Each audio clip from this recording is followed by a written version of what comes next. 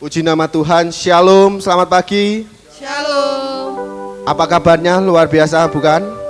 Luar biasa.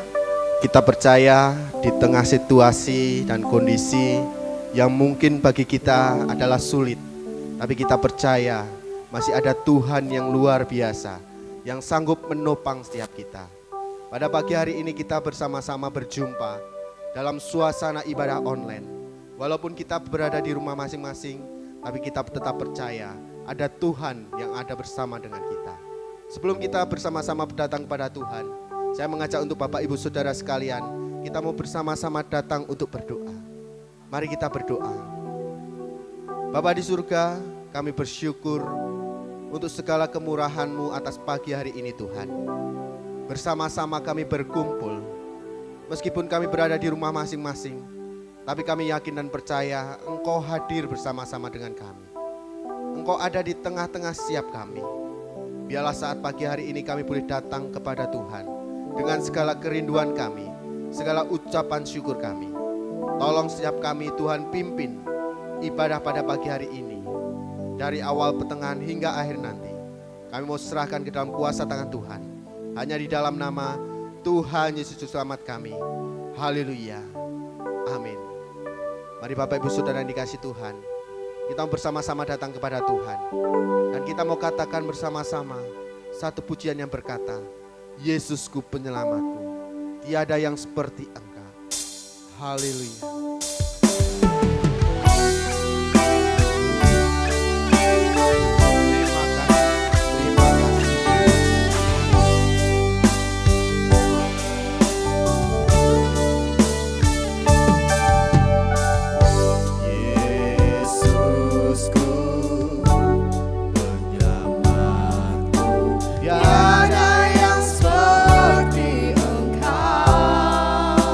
Setiap hari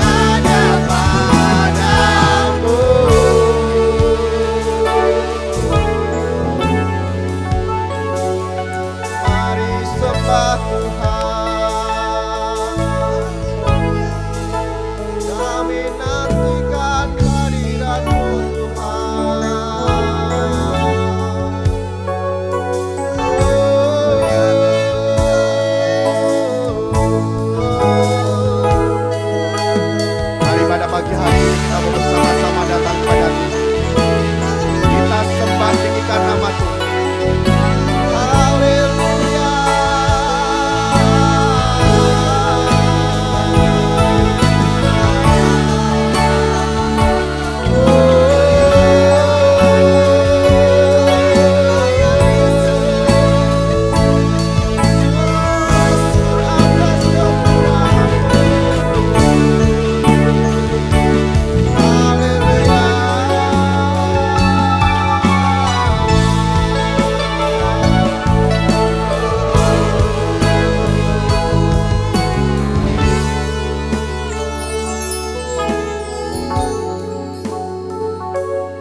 Intinya kami mengucap syukur untuk segala anugerah dan kemurahan yang Tuhan senantiasa berikan.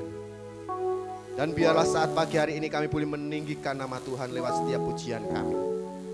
Kami serahkan hanya di dalam nama Tuhan Yesus Juru Selamat kami. Haleluya.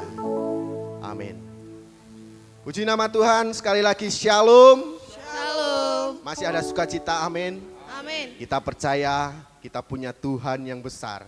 Kita punya Tuhan yang maha kuasa. Kita bersama-sama bangkit berdiri. Kita bersama-sama katakan pujian ini. Tuhanku maha besar. Serukan namanya. Haleluya.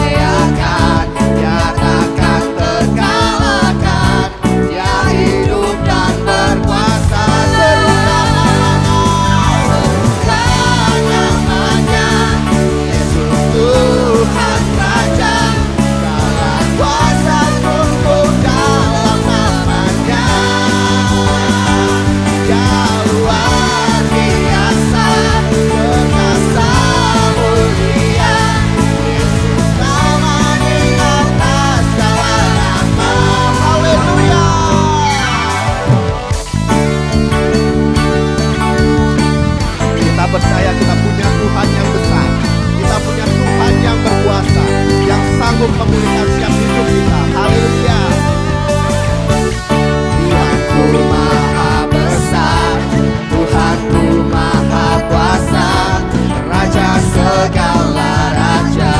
Dia takkan tergoyahkan, Dia takkan terkalahkan, Dia hidup dan berkuasa. Bersama-sama kita mengatakan serukan namanya Yesus Tuhan Raja, segala kuasa tunduk dalam namanya. Dia luar biasa, perkasa mulia, Yesus nama di atas segala nama. Serukan namanya, serukan namanya Yesus Tuhan Raja, segala kuasa tunduk dalam namanya. Dia luar biasa, perkasa mulia, Yesus nama di atas segala nama. Haleluya, biarkan musik memuji Tuhan. Haleluya. Kita mau tetap serukan nama Tuhan, karena Dialah Raja atas setiap kita. Haleluya, haleluya.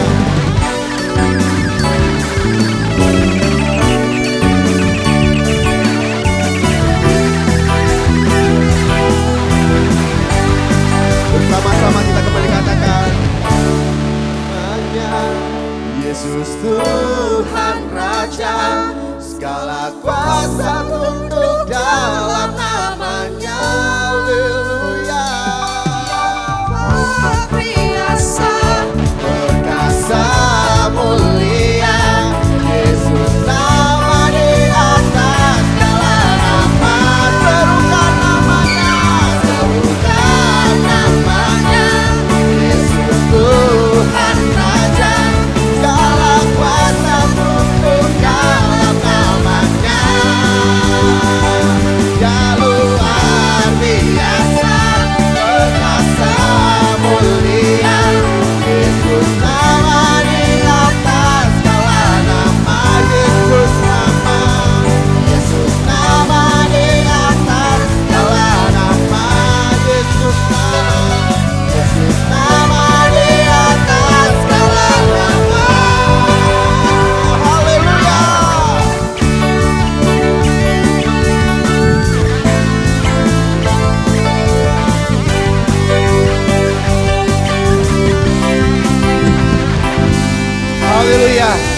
bersorak-sorai bagi kemuliaan nama Tuhan. Haleluya. Haleluya. Bapak Ibu Saudara yang dikasih Tuhan, kita boleh bersama-sama meninggikan nama Tuhan. Saatnya kita mau sebentar mendengarkan sebagian dari perkataan firman Tuhan. Mari siapkan hati kita, siapkan diri kita untuk kita boleh ditaburi oleh kebenaran firman Tuhan. Kita bersama-sama katakan, Tuhan aku rindu, Tuhan aku siap. Terima kasih Tuhan. Terima kasih.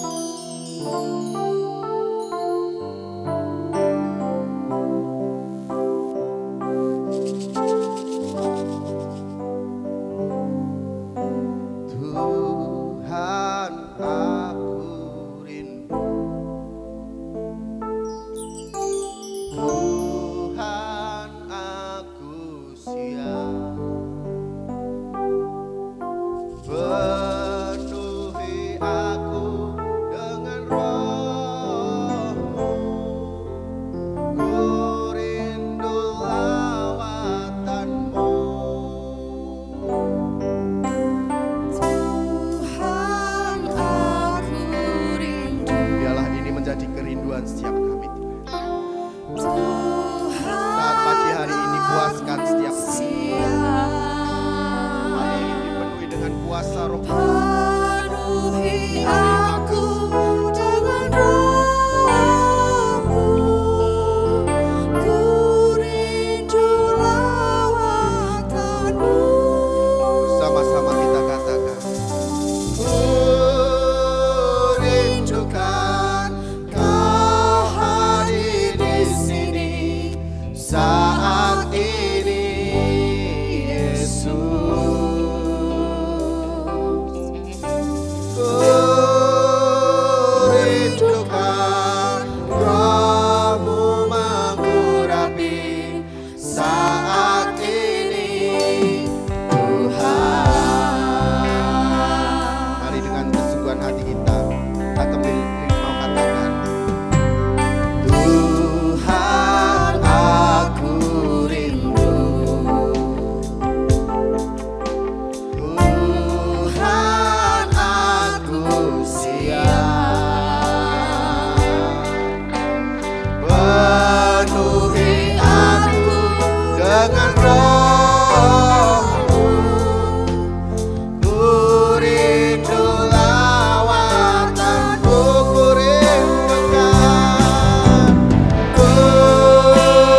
rindukan Kau hadir di sini saat ini, Yesus. Ku rindukan Roh-Mu mengurapi saat ini, Tuhan. Ku rindukan Kau hadir di sini saat ini, Yesus. Ku rindukan Roh-Mu mengurapi saat ini, Tuhan. Sekali lagi kita mau katakan, ku rindukan Kau hadir di sini saat ini, Yesus. Ku rindukan Roh-Mu mengurapi saat ini, Tuhan. Saat ini, Tuhan. Saat ini,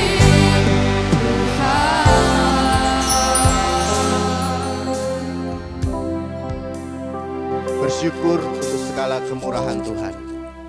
Bersyukur untuk segala anugerah yang Tuhan berikan dalam setiap kehidupan kami.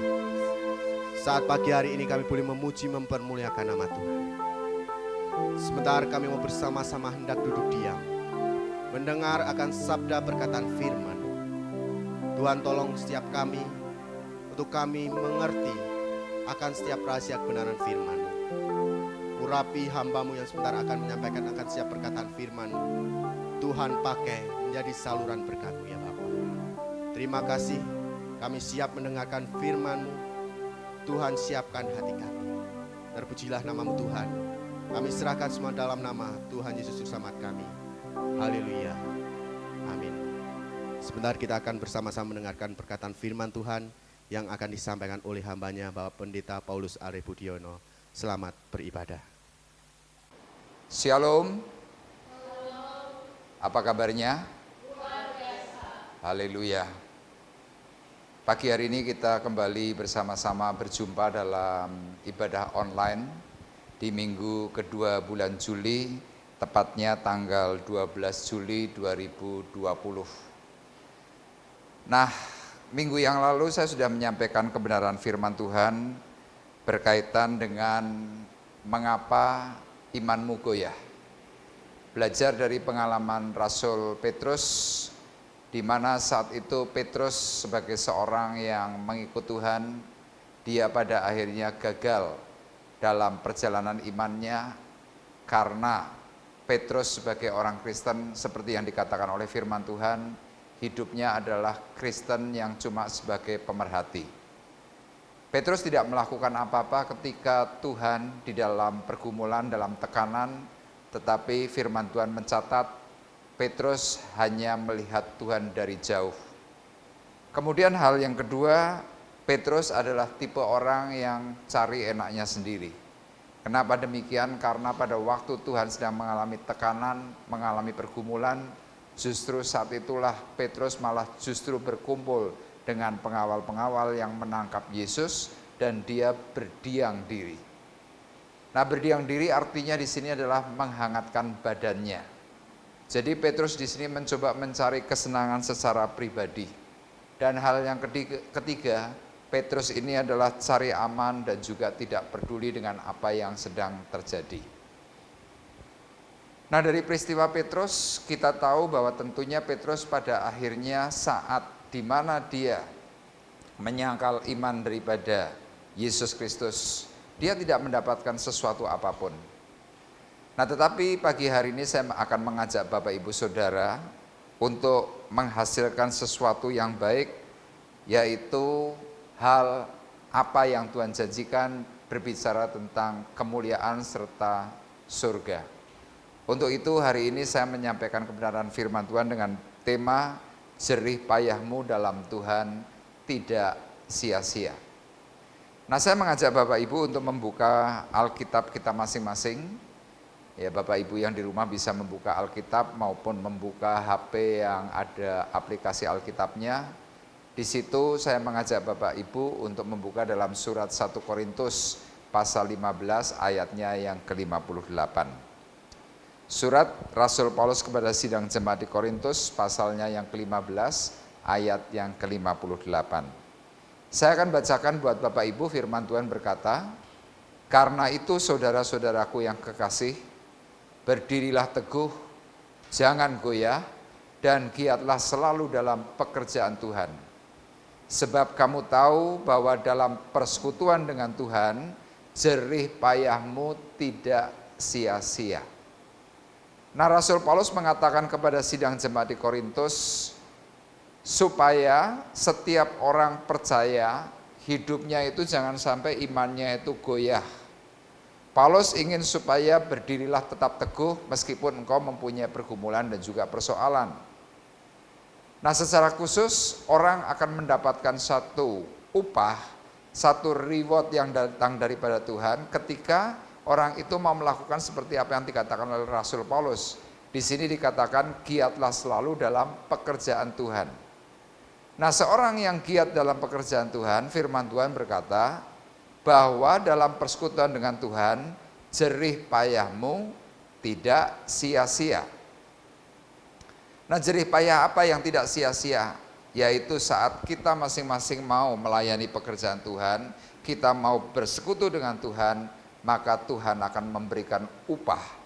Dan firman Tuhan sekali lagi berkata bahwa upahmu besar di surga. Nah, untuk itu saya mengajak Bapak Ibu Saudara untuk kita bersama-sama belajar kita akan mengeksposisi dari perkataan Rasul Paulus, kelanjutan dari 1 Korintus pasalnya yang ke-15 ayat 58. Kita masuk di dalam 1 Korintus pasalnya yang ke-16 ayat 1 sampai dengan ayatnya yang ke-18. Nah, saya akan bacakan 2 ayat saja untuk Bapak Ibu dalam surat 1 Korintus 16 ayat 1 dan ayat yang kedua. Firman Tuhan berkata, bantuan untuk jemaat di Yerusalem.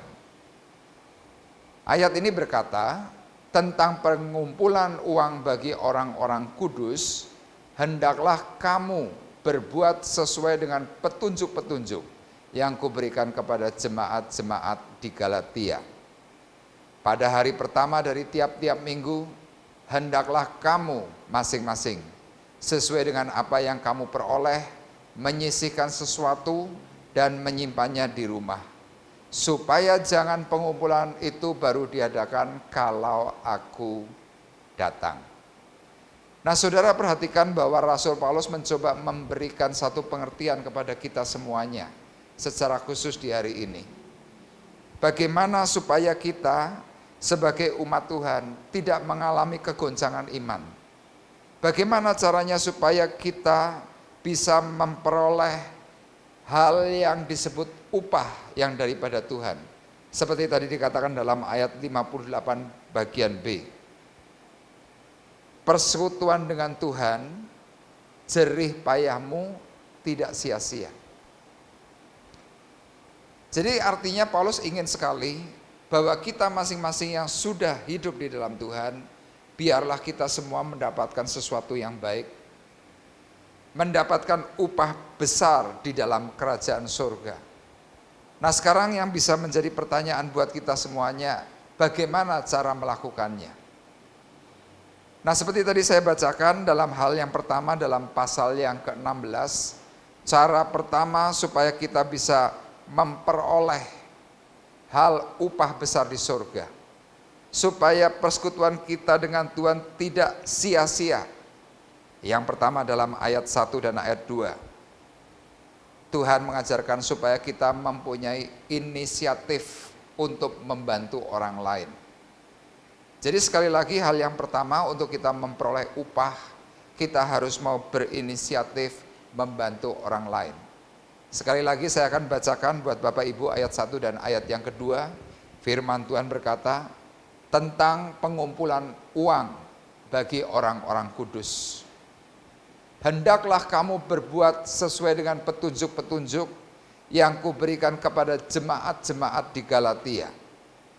Pada hari pertama dari tiap-tiap minggu, hendaklah kamu masing-masing sesuai dengan apa yang kamu peroleh, menyisihkan sesuatu dan menyimpannya di rumah, supaya jangan pengumpulan itu baru diadakan kalau aku datang. Jadi di sini Paulus mencoba mengajarkan kepada kita semuanya. Secara khusus hari itu peristiwanya jemaat di Korintus bukanlah jemaat yang semuanya punya uang, bukan. Jemaat-jemaat itu ada yang berkekurangan. Tetapi Paulus mau menekankan kepada kita semuanya, justru di masa-masa susah, di masa-masa yang sulit, biarlah setiap orang yang percaya di dalam Tuhan harus mempunyai satu sikap hati ingin membantu orang yang sedang kekurangan. Nah, saya mencoba menyampaikan kebenaran firman Tuhan ini, saya berpikir bahwa dalam situasi virus corona maupun COVID-19 yang sedang kita hadapi hari-hari ini, ya kalau Bapak Ibu perhatikan bahwa hari-hari ini banyak sekali saudara-saudara kita yang mungkin sedang kekurangan, ya secara khusus dalam bidang ekonomi. Mereka ada yang kekurangan mungkin untuk bahan-bahan pokok. Mereka ada yang kekurangan dalam hal keuangan. Kenapa? Karena mereka tidak bisa bekerja secara baik. Mereka tidak memiliki income yang cukup. Bahkan mereka ada yang mengalami PHK. Nah, kadang-kadang kita mungkin tidak mengambil bagian apapun dalam waktu atau peristiwa seperti ini. Tetapi hari ini kita kembali diingatkan oleh Tuhan melalui perkataan Rasul Paulus bahwa supaya kita masing-masing mau untuk menyisihkan, ya seperti apa yang dikatakan oleh firman Tuhan, sesuai dengan apa yang kamu peroleh, menyisihkan sesuatu. Ya, sesuatu di sini bisa dalam bentuk uang, bisa dalam bentuk barang, bisa dalam bentuk mungkin pakaian. Ya, kadang-kadang mungkin bagi kita yang punya pakaian secara lebih, ya kalau Bapak Ibu yang hari ini mempunyai hal kecukupan, mungkin bolehlah selepas dari kita mendengarkan perkataan firman Tuhan pagi hari ini, saudara habis ini langsung membuka lemari pakaian masing-masing. Ya, kadang-kadang ibu-ibu mungkin punya pakaian yang baru sekali pakai. Tapi sesudah itu ibu-ibu akan selalu berkata, aku nggak punya pakaian. Padahal kalau kita mau bersama-sama melihat, pakaian itu baru sekali pakai. Tapi karena kita merasa bahwa kita adalah public figure, kita orang yang sangat-sangat diperhatikan oleh orang lain, kita hanya baru memakai satu kali pakaian itu, mungkin hanya untuk acara kondangan atau sejenisnya, sesudah itu kita cuma simpan di dalam lemari. Nah, yang seperti ini tentu ada banyak sekali yang menyimpan. Ya, bahkan kalau mungkin ibu-ibu juga perhatikan, ya saya juga memperhatikan banyak sekali ibu-ibu yang punya berpasang-pasang sepatu. Ya, padahal kalau ibu punya kaki kan hanya sepasang. Tetapi kalau ibu-ibu mungkin perhatikan secara baik, sepatu, sandal ibu-ibu mungkin lebih dari 20 pasang. Saya kadang-kadang berpikir, makainya kapan ya? Mungkin nggak sempat pakai. Bahkan kadang-kadang mungkin ibu-ibu kepengen pakai, tiba-tiba waktu mau dipakai, lemnya sudah lepas. Kenapa? Rusak. Rusak karena dimakan waktu. Bukan rusak karena dipakai.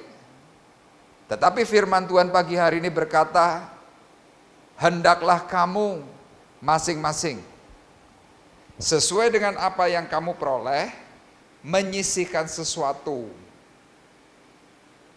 Jadi mari biarlah hati kita pagi hari ini tergerak untuk mempunyai satu sikap inisiatif membantu orang yang sedang berkekurangan. Ya, sekali lagi mungkin pakaianmu terlalu banyak, di lemari sudah tidak cukup, bahkan mungkin engkau sudah nambah-nambah lemari tetap saja tidak cukup. Mari kita bersama-sama sisihkan yang bagus-bagus, yang layak pakai bisa dibagikan. Dan saya percaya orang-orang yang menerimanya pasti akan bergirang, senang. Sama mungkin ibu-ibu yang memiliki banyak sepatu, mempunyai banyak sandal. Engkau mungkin tidak sempat memakai. Coba sisihkan barang sepasang untuk orang yang sedang membutuhkan. Orang yang sedang menerimanya pasti akan berkata, puji Tuhan, haleluya.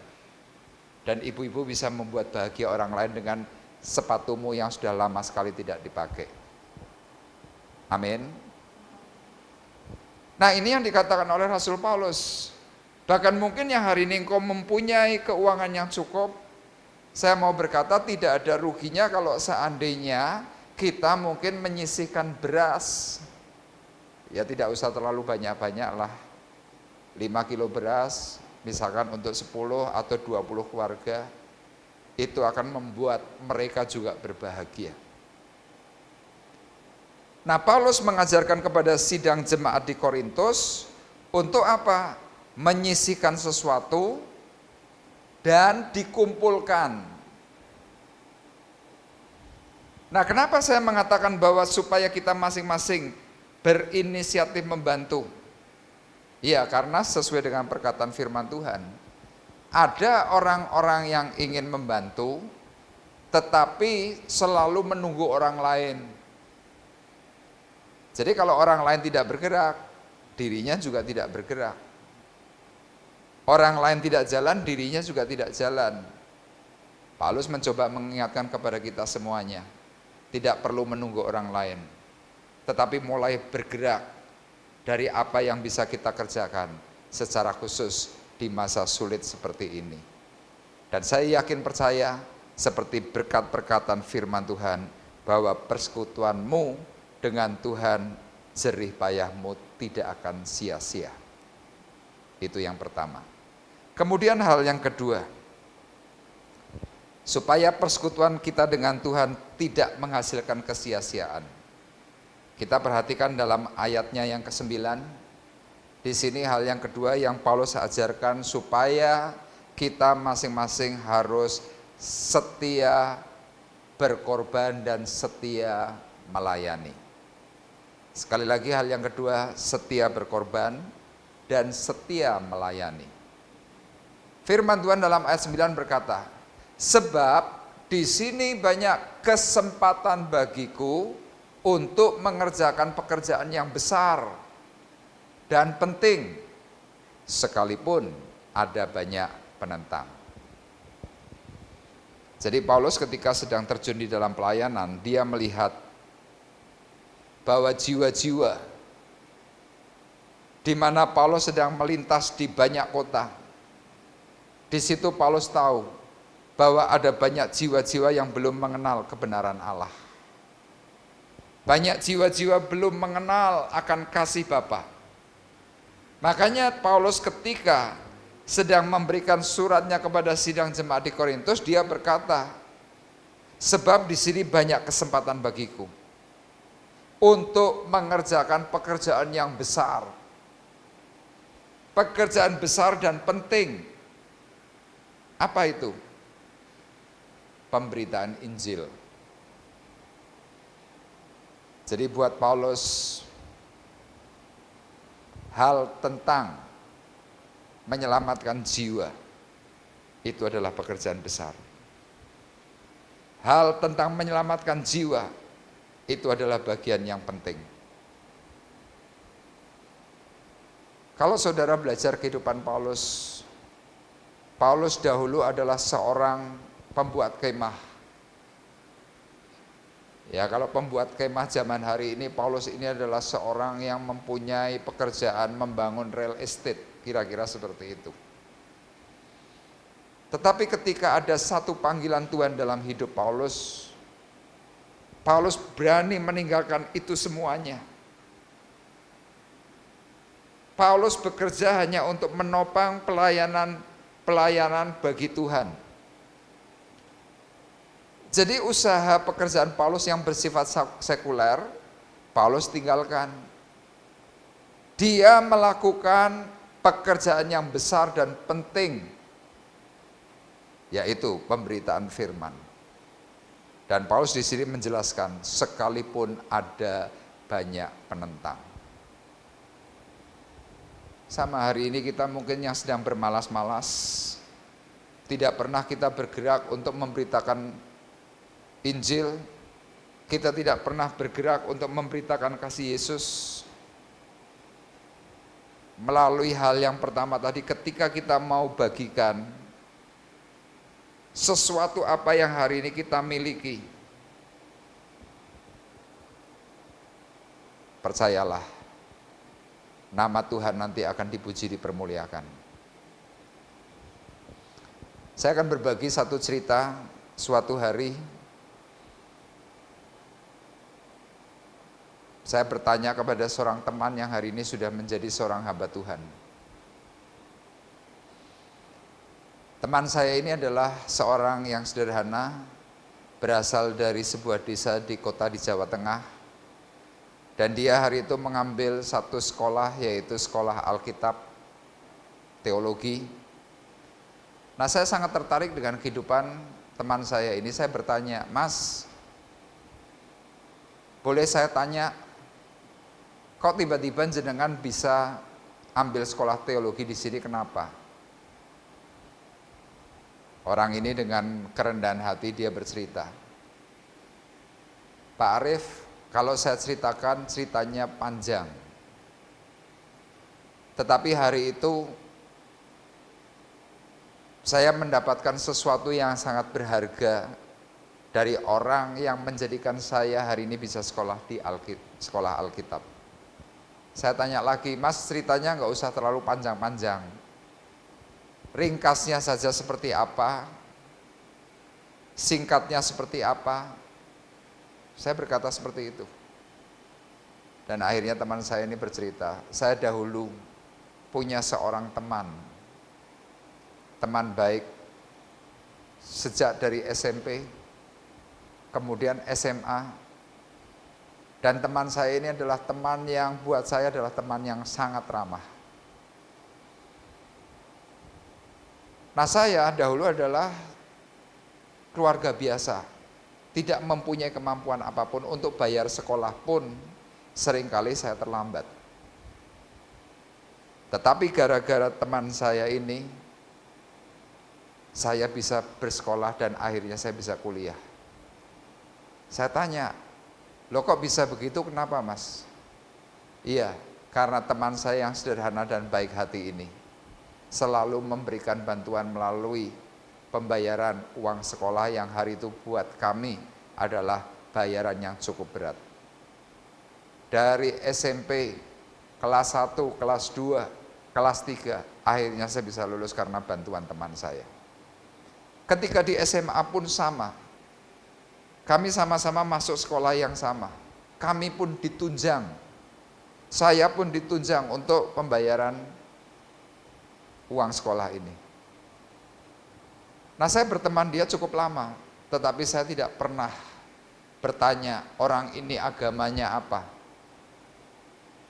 Saya tidak pernah bertanya kamu ngikut aliran mana. Tetapi suatu hari hati saya terketuk dan saya bertanya. Saya bertanya kepada teman yang memberikan bantuan itu, Mas, Anda kok baik sekali kepada saya dan keluarga saya, kenapa?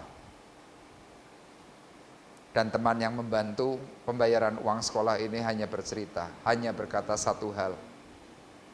Kami diajarkan oleh Tuhan Yesus untuk berbagi. Jadi ketika saya membantu untuk membayar uang sekolah, saya berbagi karena Tuhan mengajarkan.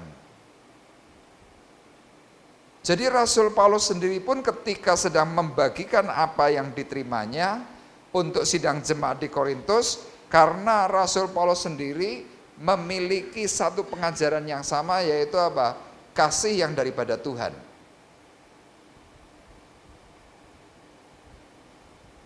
Nah, teman saya yang hari ini sudah menjadi seorang hamba Tuhan, dia bisa masuk ke sekolah Alkitab, padahal dia dahulu bukan sebagai Kristiani, bukan. Tetapi gara-gara ada seorang yang mau berbagi, ada seorang yang mau melayani Tuhan, mau melayani pekerjaan Tuhan, akhirnya orang yang dibantu melalui pembayaran uang sekolah bisa menjadi seorang hamba Tuhan tanpa paksaan. Karena apa? Karena melihat ada bukti, ada teladan bahwa Yesus memberikan hal yang positif, hal yang baik, sehingga satu jiwa dimenangkan untuk memenangkan jiwa-jiwa yang lain. Makanya Rasul Paulus berkata, meskipun dia ada banyak penentang, tetapi dia berani berkata, sebab di sini banyak kesempatan bagiku untuk mengerjakan pekerjaan yang besar dan penting. Padahal kalau Bapak Ibu mungkin belajar dari kehidupan Rasul Paulus, saudara nanti bisa baca di rumah untuk surat 1 Korintus, pasal 1 dengan selesai, pasal 2 sampai dengan selesai. Di situ yang namanya penderitaannya Paulus itu lengkap. Penderitaan Paulus itu sangat-sangat mengerikan. Tetapi dia masih bisa berkata, sebab di sini banyak kesempatan bagiku untuk mengerjakan pekerjaan yang besar dan pekerjaan yang penting. Yang menjadi pertanyaan, apa yang hari ini penting dan besar buat hidupmu? Kalau buat Rasul Paulus menyelamatkan jiwa-jiwa, mengabarkan Injil itu adalah pekerjaan besar dan penting. Sama, saya pun mau berkata bahwa hal mengerjakan pemberitaan Injil itu adalah pekerjaan besar dan penting. Mungkin kadang-kadang kita dicerca, mungkin kadang-kadang kita mungkin dihina, kadang-kadang mungkin kita disalah-salahkan orang. Tetapi ada satu hal yang perlu kita catat. Tuhan tadi berkata dalam surat 1 Korintus 15 ayat 58 dikatakan bahwa persekutuan dengan Tuhan, jerih payahmu itu tidak akan sia-sia. Paulus sedemikian semangat, Paulus tidak pernah goyah. Kenapa? Dia mengingat ada janji Tuhan. Dan ada satu perkataan Rasul Paulus dalam surat 1 Korintus pasal 4, ayatnya yang ke-9 kita perhatikan bersama-sama. Inilah salah satu daftar penderitaannya Paulus. Tetapi dia mau bagikan dan dia tetap mau memberitakan kebenaran Allah. Karena dia tahu ada upah yang besar. 1 Korintus 4 ayat 9 berkata, sebab menurut pendapatku, Allah memberikan kepada kami, para rasul, tempat yang paling rendah. Sama seperti orang-orang yang telah dijatuhi hukuman mati. Sebab kami telah menjadi tontonan bagi dunia, bagi malaikat-malaikat, dan bagi manusia. Kalau saudara perhatikan ayat ini, Paulus menuliskan dengan bangga, bukan dengan kesusahan, bukan dengan kesedihan. Meskipun Tuhan izinkan ada yang namanya penderitaan, Tuhan izinkan tempat yang paling rendah seperti orang yang mau dijatuhi hukuman mati. Tetapi karena Paulus menginginkan suatu upah besar di surga, dia tidak pernah melalaikan pekerjaan pelayanan. Sekali lagi, ayat firman Tuhan berkata, sebab di sini banyak kesempatan bagiku untuk mengerjakan pekerjaan yang besar dan penting, sekalipun ada banyak penentang. Paulus setia, Paulus rela berkorban. Itu hal yang kedua. Dan hal yang ketiga yang Paulus ajarkan. Kita sekarang akan perhatikan dalam ayat 10 dan ayatnya yang ke-11. Ya, bahwa Paulus hidup dalam persekutuan dengan Tuhan dan dia tahu jerih payahnya tidak sia-sia ketika dia mengajarkan tentang saling menghargai. Saling menghargai, itu yang ketiga. Nah, sekarang kita akan lihat dalam ayat 10 dan ayat 11 firman Tuhan berkata, jika Timotius datang kepadamu, usahakanlah supaya ia berada di tengah-tengah kamu tanpa takut, sebab ia mengerjakan pekerjaan Tuhan sama seperti aku. Jadi janganlah ada orang-orang yang menganggapnya rendah, tetapi tolonglah dia, supaya ia melanjutkan perjalanannya dengan selamat, agar ia datang kembali kepadaku, sebab aku di sini menunggu kedatangannya bersama-sama dengan saudara-saudara yang lain. Paulus memberikan satu nasihat kepada sidang jemaat di Korintus, supaya hargailah satu dengan yang lain. Mau saling menghargai. Kenapa Paulus mengatakan hal yang seperti ini? Ya, karena Paulus tahu Timotius adalah seorang yang muda. Dan biasanya orang yang muda yang terjun dalam pelayanan biasanya orang itu kurang dihargai. Secara khusus bagi para senior. Ya, seringkali kan begitu terjadinya. Karena kita sudah tua, kita mungkin sudah lama sekali di dalam gereja, kita merasa kita punya rohani itu senior. Sehingga ketika ada orang muda terjun dalam pelayanan seringkali tidak dianggap, tidak dihiraukan. Tetapi sekali lagi dalam ayat 10, firman Tuhan berkata, jika Timotius datang kepadamu, usahakanlah supaya ia berada di tengah-tengah kamu tanpa takut. Jadi kalau saudara perhatikan ayat ini, artinya sebenarnya ada banyak sekali hamba-hamba Tuhan, pelayan-pelayan Tuhan, kadang-kadang hatinya kecut, hatinya gentar. Kenapa? Karena kurang dihargai. Tetapi firman Tuhan pagi hari ini, supaya kita yang bersekutu dengan Tuhan dan tidak sia-sia, Tuhan mengajarkan, biarlah kita mau saling menghargai satu dengan yang lain. Ya jangan menganggap remeh orang-orang yang mungkin levelnya di bawah kita. Jangan. Ya baru saja saya membaca di sebuah kata-kata bijak yang ditulis, yang dikirimkan di WhatsApp. Perkataannya adalah hal yang sebenarnya sangat-sangat sepele, tapi itu menyentuh hati. Dalam tulisan itu dikatakan demikian, janganlah engkau sombong, dan janganlah engkau menganggap orang lain lebih rendah daripadamu meskipun engkau kaya, meskipun engkau hebat, meskipun engkau mampu. Karena engkau tidak mampu menguburkan dirimu sendiri ketika engkau nanti mati. Kita perlu ingat bahwa sehebat apapun kita, sekaya apapun kita, mungkin sepandai apapun kita, ketika kita nanti mati, kita tetap saja butuh orang lain. Kalau saudara perhatikan secara baik, orang-orang yang menguburkan orang mati justru dari orang-orang yang sederhana. Orang-orang yang kelihatannya tidak mempunyai kemampuan atau tidak mempunyai sesuatu yang patut dibanggakan. Tetapi kalau saudara perhatikan secara baik, justru orang-orang itu yang malah membantu menguburkan orang-orang yang mati.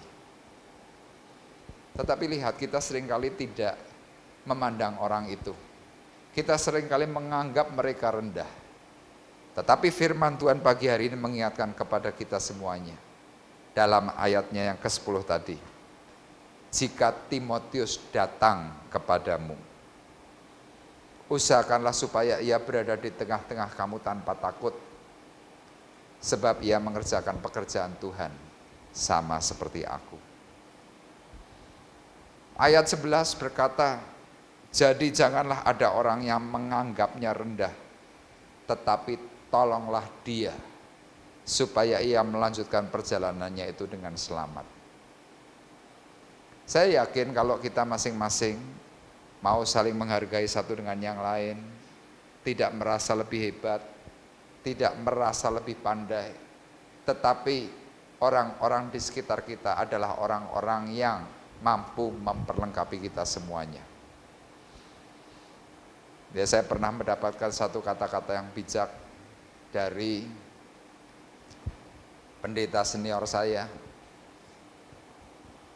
Pendeta senior saya berkata, pesawat terbang Boeing itu adalah pesawat yang hebat.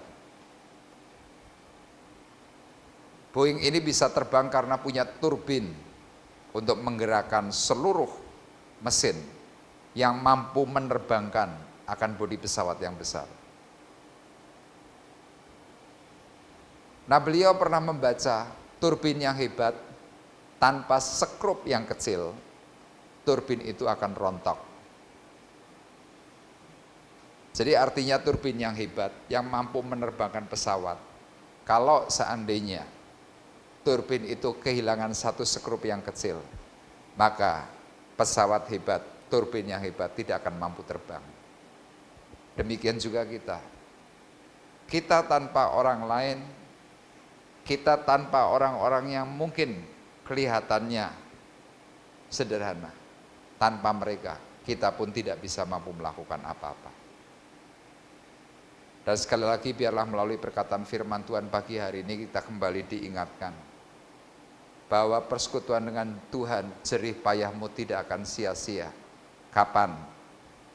Yang pertama, kalau kita punya hati yang punya inisiatif membantu orang lain. Kemudian yang kedua, ketika kita setia melayani, setia berkorban untuk pekerjaan Tuhan. Dan yang ketiga, ketika kita mau saling menghargai satu dengan yang lain. Saya mau berani katakan kepada Bapak Ibu Saudara terkasih, percayalah bahwa upahmu besar di dalam surga yang mulia. Amin. Tuhan memberkati. Kita akan bersama-sama berdoa dan saya mengundang Bapak Ibu untuk bangkit berdiri. Kita akan berdoa dan juga kita sebentar akan menerima doa berkat. Bapa di surga, Bapa yang baik, biarlah perkataan firman-Mu pagi hari ini kembali menggugah hati kami. Kami ingin Tuhan, supaya kami memperoleh upah yang besar. Kami ingin supaya kami bisa masuk dalam kerajaan-Mu yang mulia, yaitu surga. Untuk itu Tuhan, beri kami kemampuan, beri kami kekuatan untuk kami memiliki inisiatif membantu satu dengan yang lain. Beri kami kekuatan kemampuan untuk kami setia melayani pekerjaan Tuhan, dimanapun Tuhan akan tempatkan. Beri kami hati Tuhan yang berani berkorban untuk melayani Tuhan dimanapun Tuhan juga akan tempatkan. Dan secara khusus Tuhan beri kami hati untuk saling menghargai satu dengan yang lain. Karena kami tahu Tuhan, Engkau memberikan kepada kami semuanya untuk saling melengkapi satu dengan yang lain. Dan kami percaya Tuhan, ketika apa yang kami mohon, apa yang kami minta, di dalam nama Yesus, Tuhan akan memberikan kekuatan baru, hikmat yang baru, hati yang baru untuk kami boleh saling melayani satu dengan yang lain. Untuk itu Tuhan Kau berkati akan sidang jemaat-Mu yang sudah mendengarkan perkataan firman-Mu. Tuhan tolong mereka semuanya, ubah hati mereka, beri mereka Tuhan anugerah kasih yang melimpah. Sehingga nama-Mu saja yang dipuji dipermuliakan ketika mereka mau terjun di dalam pelayanan-pelayanan yang Tuhan sedang berikan. Terima kasih Engkau berkati untuk kami semua Tuhan yang sudah mendengarkan perkataan firman-Mu, urapi, meteraikan dan kami boleh menjadi pelaku-pelaku.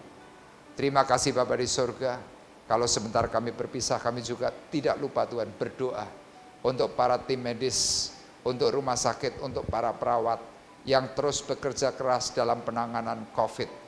Tuhan tolong mereka, beri mereka pagar kemuliaan, beri mereka pagar perlindungan, sehingga saat mereka bekerja, mereka juga tetap memiliki kesehatan yang baik.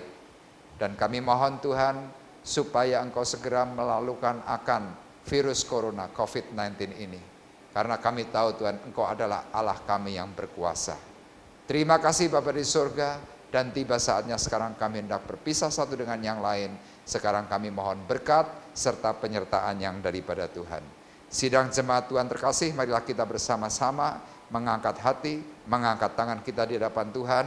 Marilah kita menerima berkat yang datang daripada Allah Bapa di surga. Terimalah berkat kasih karunia Tuhan Yesus Kristus di dalam persekutuan Roh Kudus. Tuhan memberkati kita semuanya, mulai dari pagi hari ini sampai Maranatha datang yang kedua kali. Dalam nama Tuhan Yesus Kristus, kami sudah berdoa dan mengucapkan syukur kami.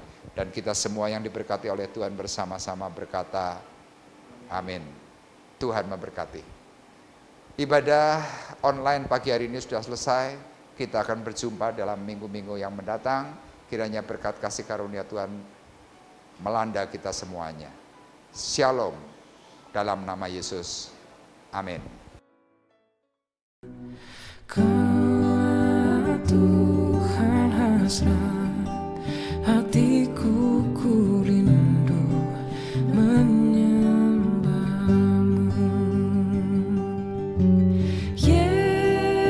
Yesus, Yesus, Kau berarti bagiku.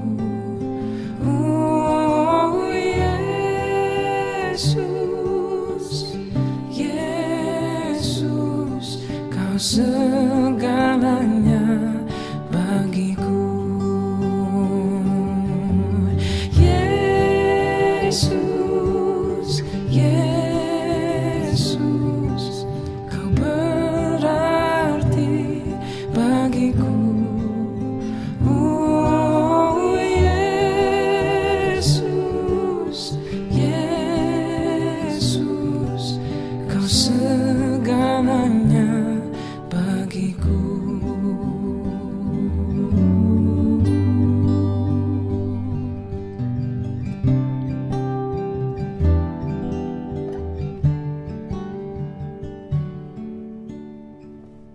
Yesus.